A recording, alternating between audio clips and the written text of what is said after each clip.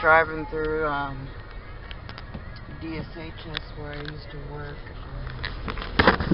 Letting them see how I'm getting ready to have to sell my car and come home. So I know they probably get so happy because they just love to take people down. And they love to see, especially someone who used to work there, suffer. It makes their day.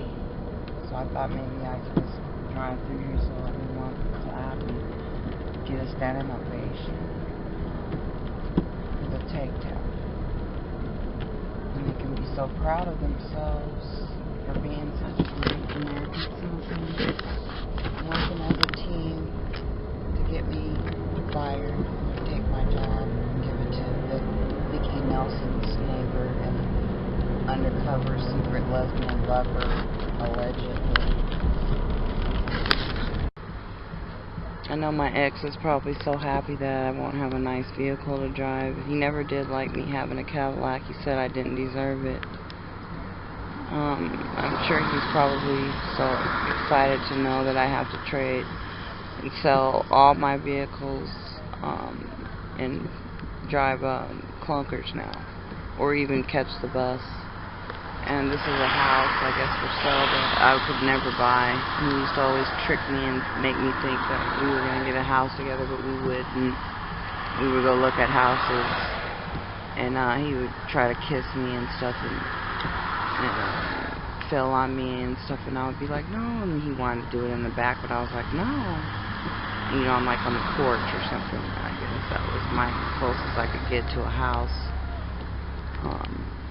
If you look in the phone book, there's so many codes under Allen that gutter cleaners, even the street I met him on, 84th, is a cement place. So it's just all written basically how they want to set me up. This place right across the street from this Jesus-centered house, like a joke saying, you know, I'm trying to run a church out of my house. They love to make fun of me. I'm driving down 99th Street. Flip it at 66. On my way to try to sell my vehicle in order to survive in this world, the new world order, the takedown of America and the women and children and the disabled, people with disabilities. Just, you know, it's a sad day. I don't know really what to tell you except for that I just want to cry and just wish it was over. And I'm just tired of the torture.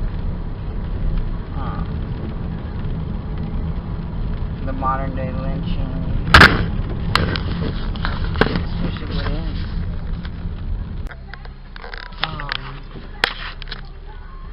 I'm right now in America, United States of Abomination, New World Order. Zombie land. Blood drinkers, cannibals in charge here. Insider trader, treason, government officials in this country. Getting paid millions to live as beasts in their underground tunnels and caves. I just wanted you to know that I'm getting ready to get taken to the cleaners once again after they already robbed me of my 08 Cadillac after I've been paying on it for over 5 years, $600-something a month. My brother-in-law, who calls himself a financial investor, senior, by the way, it supposedly was his advice to let my car get repoed. And he pretended to help me, which he never did, and plays games with me and says that if I do this, I do that, he'll help me, but then when I do what I'm supposed to, he never does.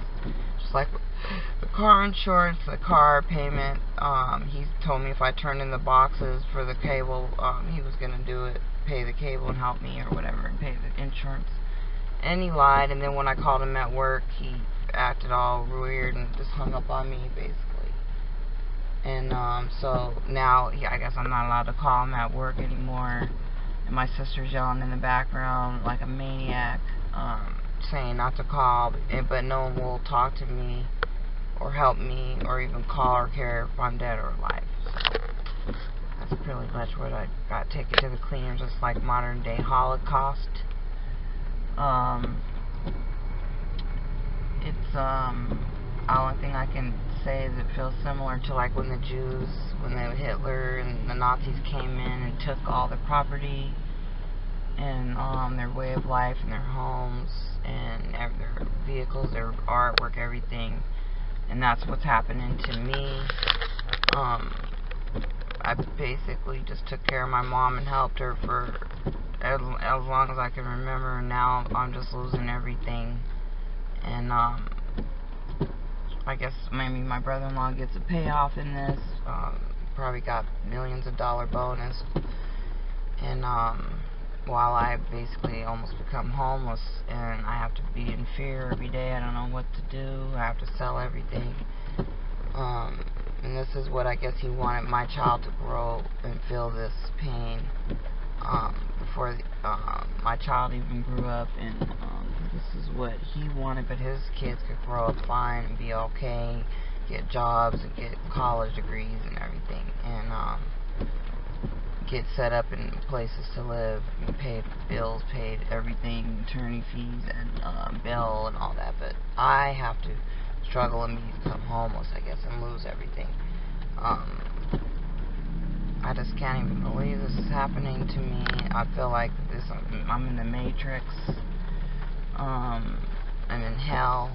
I don't know how much worse it could get, because it just can't. So I guess when I get in here, it'll probably get worse, because I know this car dealership's gonna rip me.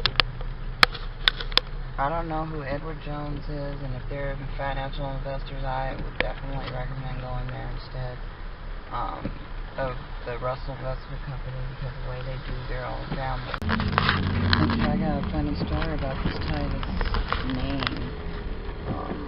If you look it up, it goes back to the Roman times. He was a very evil, wicked man. So it's kind of ironic that they named the car dealership Titus.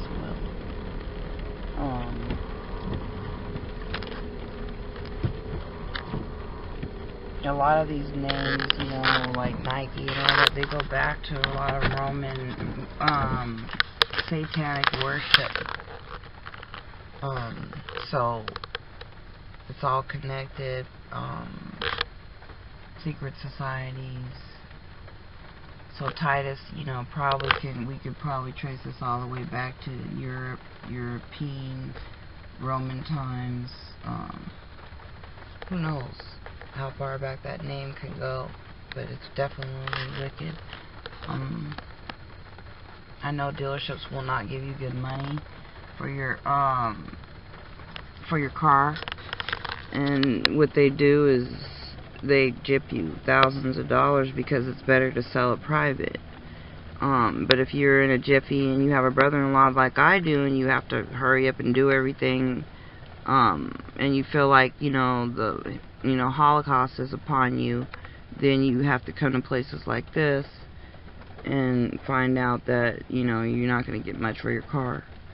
And so I'm probably going to have to take some pictures and post it on Craigslist or whatever and deal with strangers and weirdos, and this is what they want, and I'm not a man will help me, because I can't count on my ex to do anything, because he's too busy playing golf at the Allen Moore golf course, and he travels around every special golf course. He'll go even out of town just to get to him. He's gone to Hawaii, California, San Diego is one of his favorite ones. He's from Texas, so I know he loves those golf courses. And I know he has one by Bremerton where he stops off and just doesn't even come home and just stays there. So, I mean, while he's golfing it up in the holes, I'm, you know, in the gutter trying to pull myself out. He won't even do the help me with the gutters on the house and clean them out, so I'm probably going to have a flood and a leak, which I'm sure he'll be happy about, because he could care less. And I called the golf course and tried to find out if he was working there, because he told me that he worked there as a second job, but they said he's a marshal there only. Okay, I'm at Titus waiting for Gary to let me know how much my car is worth.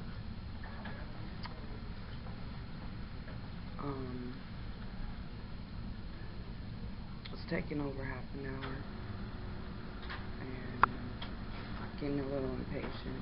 And I know they're just going to tell me that they want to just barely pay off their car, and I'm not going to get anything after I paid $28,000 for this car.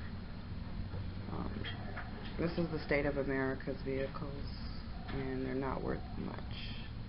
If you buy a new car, you must be out of your mind nowadays. Oh, okay. Okay, Titus will just offered me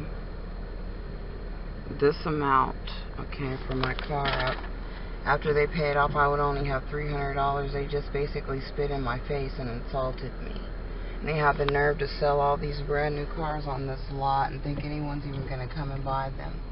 Okay, you might as well just dump them in the trash, because no one wants these hacked vehicles anymore, and these payments that you've been ripping us off with, and every time we pull around the corner we lose thousands of dollars, okay, out of our pockets while you ripped us off, you crooks, you snakes, you slithering son of a bitches. You have the nerve to insult me and give me $300 for my car after I paid since '07 on it. You guys are sick. I hope you never sell a car. I hope this place closes too. Okay? You guys are a piece of trash. And you have the nerve to put an American flag out there. Okay? After you rip off women and children. Okay? You're sick. Okay? And that's why I know the guy who used to own this place was a pervert and used to molest kids. Okay? And that's why he committed suicide, Joseline's husband. And yeah, you lived in a mansion down the street.